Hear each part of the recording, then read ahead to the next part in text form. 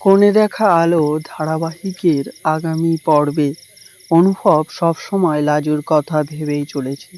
সে ভাবে যে লাজু যদি তাকে সত্যি ভালোবাসে তাহলে এরকম দিন দেখতে হতো না। সে বলে লাজুকে তার মনের কথা এবার খুলে বলবে। এই সময়ই বাড়িতে আসে সুদেব। তাকে দেখে বাড়ির সবাই তো অবাক হয়ে যায়। সুদেব তাদের সাথে কথা বলে লাজুর ঘরের দিকে যেতে থাকে। লাজুর দরজার বাইরের সামনে সুদেব। লাজু দেখতে পায়। লাজু সুদেবকে দেখে বলে, আপনি এখানে? তখনই সুদেব লাজুর দিকে এগিয়ে আসে। সুদেব লাজুকে জড়িয়ে ধরে। লাজু তখন বলে, ছাড়ুন, কি করছেন? সুদেব বলে, অনেক দিন পর কাছে পেয়েছি, তাই সুদেব লাজুকে জড়িয়ে ধরেছে। সুদেব লাজুর কপালে একটা চুমু দেবে, তখনই লাজু তাকে সরিয়ে দেয়।